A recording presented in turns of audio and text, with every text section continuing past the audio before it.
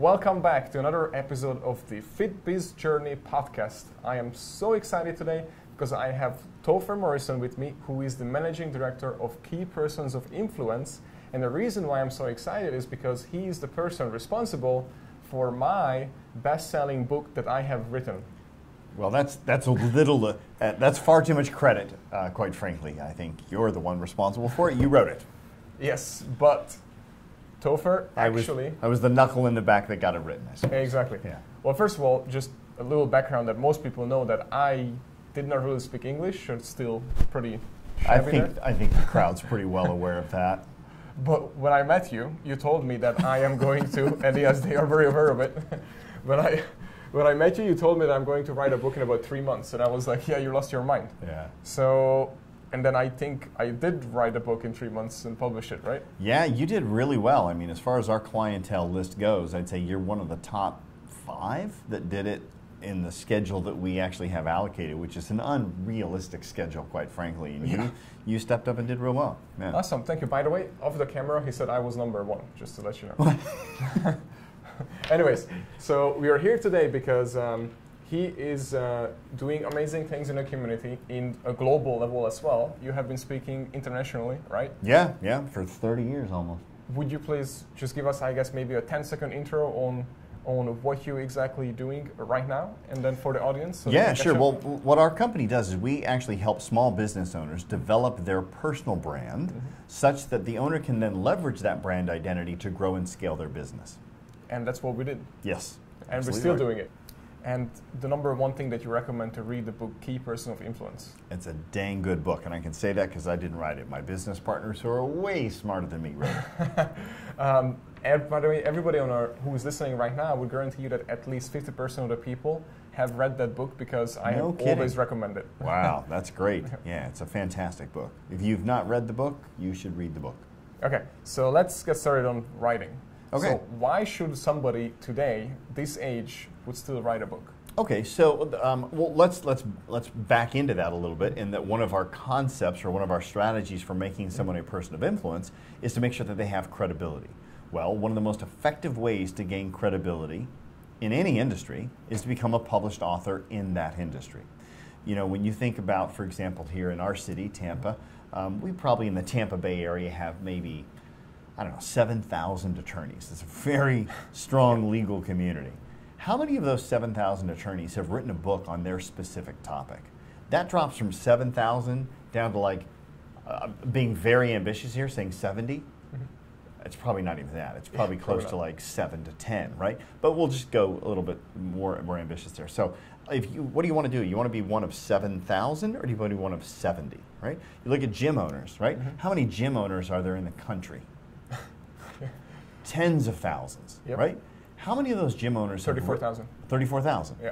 How many of those gym owners have written a book on running and operating a gym? Probably less than 100. I would say probably less than 30. So you are in a very elite crowd of gym owners, and that you've written a book on how to run a gym. That's pretty impressive. Now, there might be some gym owners who've written books on how to lose weight, but when you look at that specific topic, it puts you in a league all by yourself. Instantly gives you more credibility. There is a false perception, but a very real one for people, is that if somebody's written a book, they must be an expert in the topic. So it automatically boosts your level of expertise. Now, if you've written the book well, we could assume you are an expert because you've hopefully done the research in order to make sure that you've got the facts correct and all of that. So it also makes you, I would assume you would say that you're probably a better gym owner today as a result of writing the book than before, right? Forces you to learn the stuff you know you need to learn. And which reminds me that the number 1 thing, the thing that I actually put in the book is basically what I have learned. And as I did my research that you recommended, and we just mentioned too, while I was writing, I was finding out things in my business that I should be doing. Yeah. So there were a handful of things in the book that when I have published the book, I have not done yet. But you're writing it from that perspective. I better start doing it. Exactly. Absolutely. So that's actually, who was it, Zig Ziglar, right, the writer, he actually said that, I believe a year before, he set a goal that he's going to lose 20 pounds or 30 pounds, something like that. He put it in the book that he had already lost that as he lost it when he published the book. So by the time it got published, he had to lose the weight? Exactly. Yeah. And then he did everything in his power to lose it, and he did lose it. Otherwise, people would have called him a liar. Yeah. So that's a good point.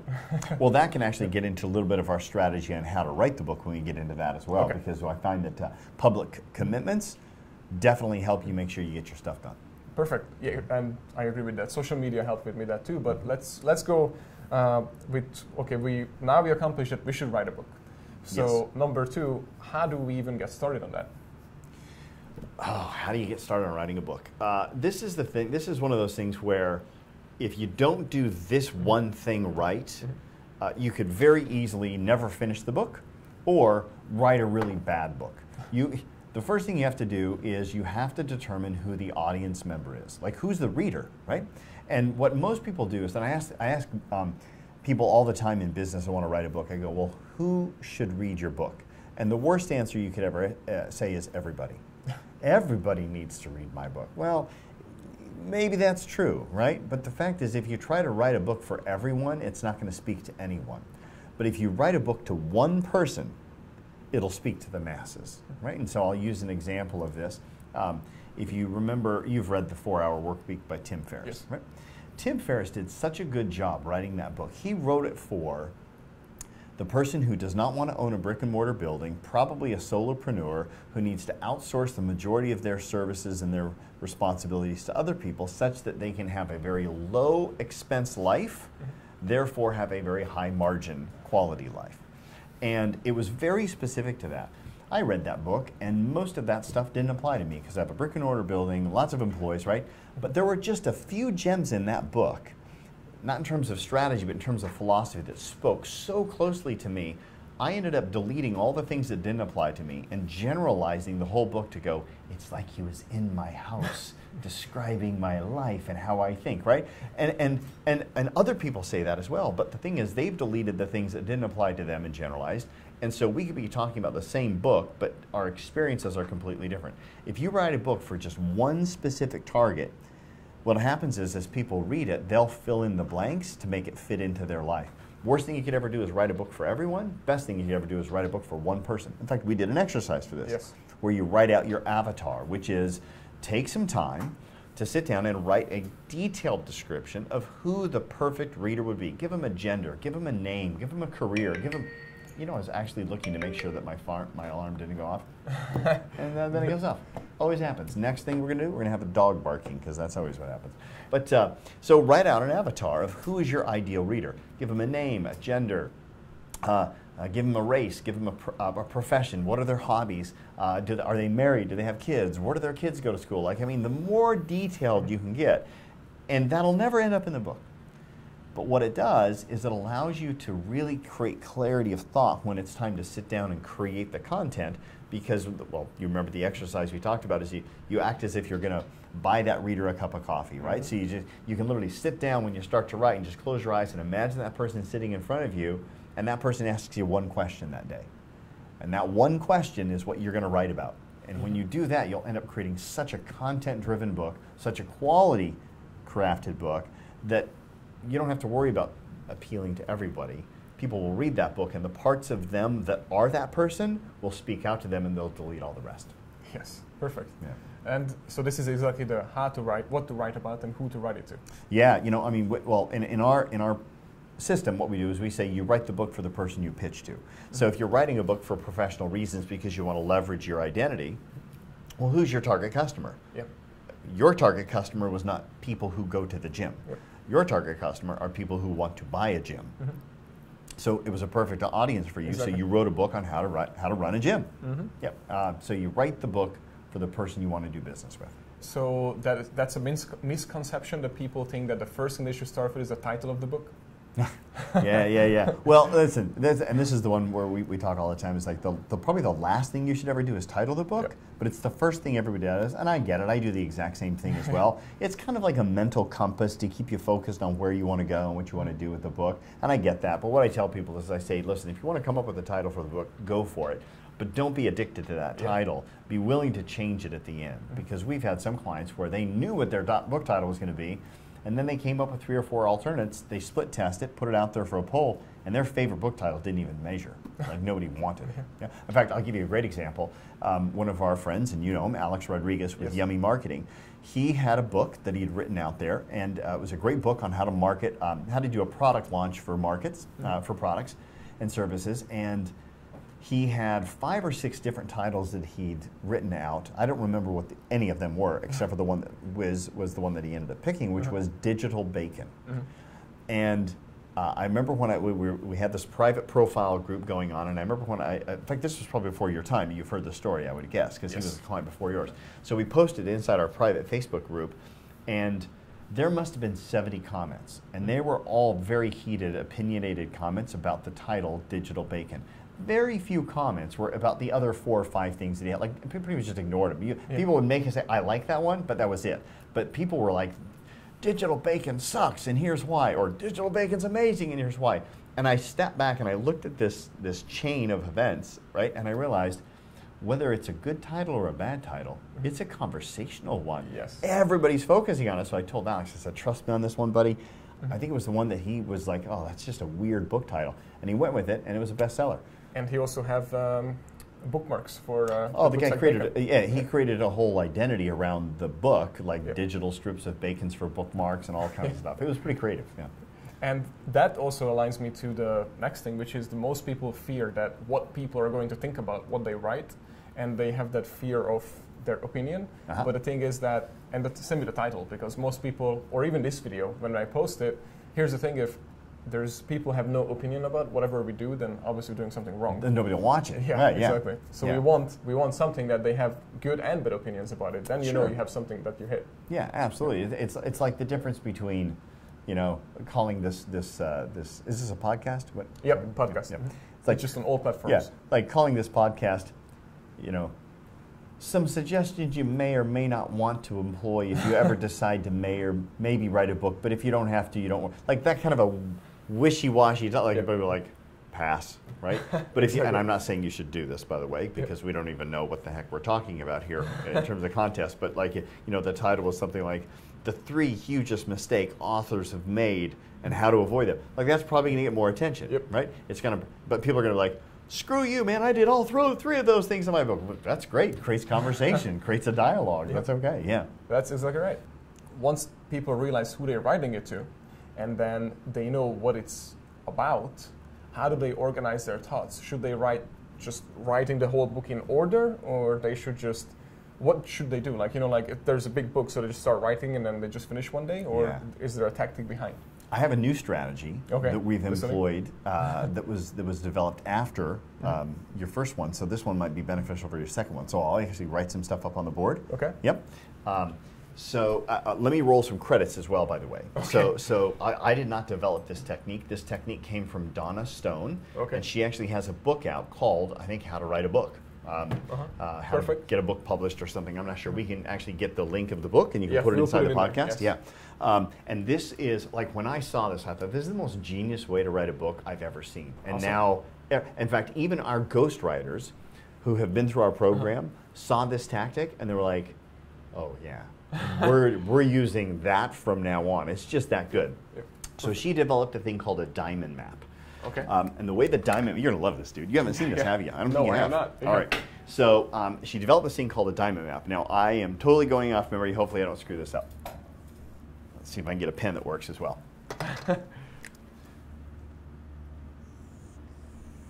Okay, guys, in case whoever's listening right now, we are drawing on a board, so you definitely want to go. You definitely want to go online and then look up the video, not just the actual audio, because you're missing out. Yeah, well, and the fact that Daniel Neary is so damn handsome, you're just missing it out if you don't get that pretty face on camera. All right, here we go. So I'm just drawing this really thick so you can see it on the video. So what she does is, well, it looks like a diamond. Yeah, that's why it's called a diamond map. And then what she does is, so you've got your chapter title, right? Yeah. So chapter here. So let's say for example, so what we do is we think there's probably 3 main chunks or 4 main chunks of a book that you could create. And then within that, there's probably 3 or 4 main points. Well, those become your chapters. So once you kind of have like a breakdown of about 12 chapters, 3 parts, 4 chapters each part, or maybe 4 parts, 3 chapters each part, roughly 12 chapters. When you start getting into the chapter thing, you've got your little chapter title, tentatively titled, right? Well then, so your next book, what's the book going to be on? It's the second edition to the first one, FitBiz. Okay. And I don't have a title because I will have the title make up with you once I completely finish the book. Perfect, all right, at cool. the end. But it's about, basically for the additional one, all about leadership and why most gym owners fail, but obviously that title cannot be that. Do you have enough of it conceptualized where we could throw out a hypothetical chapter here? Yeah, sure. What's the chapter title theoretically called? So, well, I don't have the title. It's about ongoing education. So ongoing like, education. Perfect. Okay, cool. So this is a chapter. Exercise your brain, basically. Yeah, okay. So this is an exercise on ongoing education. Yep. All right, cool. Now, I'm going to guess that in that chapter, there's probably at least 6 main points. Maybe there's only 3, maybe there's only 4. But somewhere in 6. So what are some of the specific things inside ongoing education that you feel are important? Yeah. Well, reading itself. Reading. Okay. Yeah. What else? Podcasts. Podcast. What else? Mastermind groups. Mastermind. What else? What do you call it? Social groups. Social peer. Yes. Yep. Okay. Social groups. Okay. What else? What do you call it? Coaches. Coaches. Okay. Okay. And one more, which was, what is KPI, basically? Like, like growth accelerator? Yes. Yep. Yeah. Well, I didn't call that, but it's incubator, accelerator, mentoring. Mentoring program, yeah. Okay. Well, let's just say programs. Okay. Who knows, right? This is just all hypothetical anyway. Okay. Yeah. All right. So now check this out. Now, by the way, if you would have had 8, we could have drawn a 7. We could have drawn the line here. Doesn't matter, right? Let me just start with this. Now, inside reading. Let's talk about what are some specific things that you would want to mention in the aspect of reading. How to read. Oh, okay. So what? So how to read? Okay. What else? When. When to read. How much. And what? Quantity. Yeah. Or how to utilize your reading, basically. How to what? Utilize your reading. How to... Just how to is fine, I guess. Utilize. Okay, I don't even need to know what these things mean, by the way. You do, right? Yes. Okay. Now, we're not going to do this for the whole thing, right? Pick one other one that you feel really comfortable with. Mastermind groups. Mastermind groups, okay. What are some 4, 5, 6 different things you'd want to talk about there? Why to join one. Why to join, okay. How much is too much? The cost, what's appropriate? Yep. Okay, cost. Too much. Is it for you? Okay. Do you qualify? Is it for you? I guess. Okay. Whatever. Or do they qualify to you? Yep. Yeah. Okay. What else? Anything else? And what was the last one? I guess that's fine. Or should we have more? No, that's fine. Doesn't matter, right? Okay. Yeah. There's no rule here. So what you do is you go through and you pick all these little subtitles, these bullets, right? Yeah. Now what you do is you've got your entire chapter. You've got your subtitles in the chapter. These all become your subtitles. Yeah. Now this is paragraph 1, paragraph 2, paragraph 3, paragraph. By the way, it could be paragraph 1, 2, 3, 4, 5. 6, 7, 8, 9, 10, right? We don't know, right? So this is your subtitle, and these are the topics that you're going to talk about inside that subtitle, which go in here. And you've written it away where it's not restricting you to a specific order and sequence, right? You just get it out. And if you create these diamond maps for every single chapter, you've really got the entire game plan set up. And then you can sit there and go, okay, now I need to do some research on what is the average cost, right? So now you might have a little offshoot here, and you might have, well, they're anywhere from 5K to 50K, and you could have the sources of all the different people that you've cited or something like that. So you start kind of mind mapping it off and developing all the different, specific research-driven things, or you just hand this over to one of your researchers and you say, I need you to look up the costs of these. I need you to go on and find a scientific data of how much is the perfect amount of time to read. You can just outsource all that research. But what you've done is you've developed a really cool way to stay as flexible as possible, which a process should be flexible, but yet as regimented as you can to stay on track. And this is such a cool technique. It's called the diamond mapping technique. by Donna Stone, and I love it. It's one of the most efficient things that we've developed. I think it's just, we have all of our clients go through this thing. So no more apps. Scrivener. How do you say the app name? Scrivener. Yeah, we'll use this. This is perfect for Scrivener because then what happens is you put it into writing. You literally, when you set up your Scrivener, we'll talk about that in a second, you literally can enter all of these things in as folders and subfolders. So you've got your entire book mapped out, but then Scrivener lets you move them around into whatever order you want. This is the visual for it. Yeah, this is your game plan. This is how you develop everything out. And man, when you do something like that, it's amazing how much easier it is to read, because then what happens, and this starts getting into the next question, is how do you handle writer's block, and what happens when you get stuck and you don't know what to write. The beautiful thing about this, and I think you even alluded to this question or even asked it, which is, do you write it from front to back, or do you write it? You write it in whatever order you want as it inspires you, right? So maybe one day you're feeling really strong about how to read, so you're going to write about that. But then the next day you're like, I don't know when to read. It doesn't even move me today. I don't feel like writing about that. But you know what? I'm kind of interested in the mastermind. So I could talk about that today, right? And so you just pick the topics that you want, and literally you can take that one question, close your eyes, imagine that avatar sitting in a coffee shop with you, and they go, why would I even want to join a mastermind? You go, well, right? And then you open up your eyes and start typing out that answer, and man, you can make a book fly pretty fast. And that is exactly how I wrote mine, by the way. So I had all my chapters out, and every day, because he made it a rule that you need to write, what was it, 1,500 words or something? Something like that, yeah. Yeah.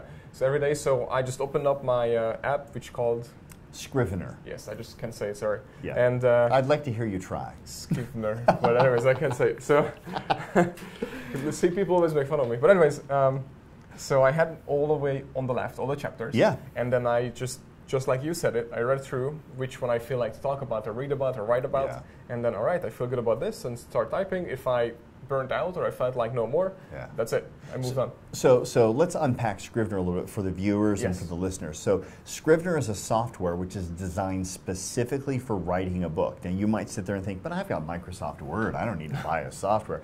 Microsoft Word is probably one of the most ineffective ways to write a book, because it's not conducive to a natural effect that happens in books, which is you have to reprioritize and reorganize things. So if you try writing a book on Word, you've either got 12 different Word documents, which is really hard to then move something from one chapter to another, because you got to open a file, cut and paste, go over to another file, cut and paste, and then go back to that file and delete. The way Scrivener works is it's just got this outline where you type, and then you can just click, drag, and you can move a whole body of content into a completely different chapter, and it's very efficient. And it's a way affordable software. Definitely write your books on Scrivener. You'll be glad you did. That's what I use on all my books. Yep. Yeah, and that's what you still use too. But yeah, in fact, by the way, they've advanced it now to where they've got like how to use Scrivener for blogging and stuff like that as well. Awesome. So yeah, anytime you're doing writing, it's a really great software for that. Definitely get it, and we'll link it into the video and the podcast too, anyways, in the comment section. Hope you guys enjoyed the first part of the podcast, because unfortunately Topher just has this thing when he just can't shut up. I can't. I get talking and I can't shut up. Exactly. See, right now too. So because of that, we have created a bonus episode that is going to be released after this one. Bonus, the polite word for this guy can't wrap it up. So I hope you continue to watch the next part, and if you liked it, please actually comment below and share this episode, and don't forget that it's also on YouTube, not just on audio.